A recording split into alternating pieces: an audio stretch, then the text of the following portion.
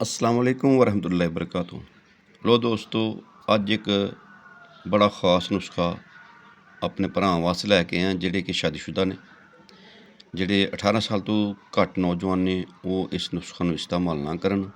सिर्फ और सिर्फ शादीशुदा हज़रात वास्ते बड़ा ख़ास नुस्खा। लो बनाना बड़ा आसान है।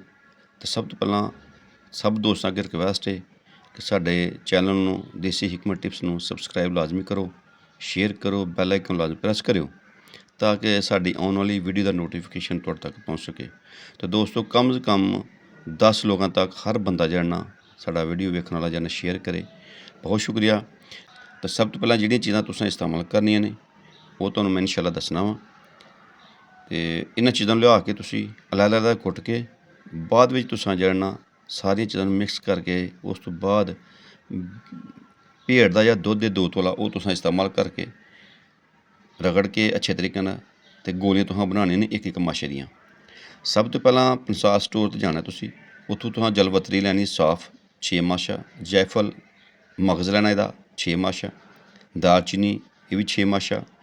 काली दवाई जिहड़ी है ये पंसार स्टोर वाले आम बंदे नहीं दिंदे, कोशिश करनी है कि खालस होए काली दवाई, ये भी 6 माशे। इन्हां चौवां दवाइयां नूं अच्छे तरीके नाल कुट के इहदा पाउडर बना के इनू अलग रख के इहदे विच तुसीं जड़ना भेड़ का दुध 2 तोले पाना है। अच्छे तरीके नाल मिक्स करके इन्हां दी एक माशे दी गोलियां बनानियां, जिन्नियां बन सकन बना लो।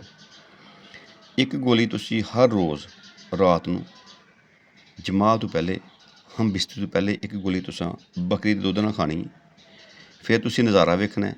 इंशाअल्लाह अल्लाह ताला दे फजल नाल तुसीं नदामत तो बच जाओगे। जिहड़े दोस्त ये गल कहंदे ने कि यार असीं जाने टाइम नहीं लगता, बस जड़ना 1 सेकंड दे विच फारग हो गए, तो अज उन्हां वास्ते अल्लाह दे फजल नाल इंशाअल्लाह टाइम भी लगेगा और अज़ूए ख़ास नूं तंगी भी पैदा होएगी, सख्ती भी पैदा होएगी और टाइम भी इंशाअल्लाह टाइमिंग विच भी बड़ा बेमिसाल बेज़र नुस्खा है। इनू हर कोई इस्तेमाल कर सकता है। बेशक शुगर का मरीज़ वो भी इस्तेमाल कर सकता है या जिहड़ा बंदा कमज़ोर है वही इस्तेमाल कर सकता है। बेमिसाल नुस्खा, इहदी मिसाल ही कोई नहीं इस नुस्खे दी। ते दोस्तों, आजमाओ तो नदामत तो बचो। इंशाअल्लाह यह नुस्खा जिहड़ा है तुहाडी सारियां परेशानी दे हल है। खासकर वो नौजवान जिहड़े शादीशुदा ने, जिहड़े कि परेशान इस गल तो कि यार असीं बीवी कोल जाने जल्दी फारग हो जाने, उन्हां वास्ते नुस्खा कामयाब है। ते नाल सानूं इजाज़त देवो जी। अल्लाह ताला सब ते अपना करम ते फजल करे। अस्सलाम वालेकुम वरहमतुल्लाहि वबरकातुहू।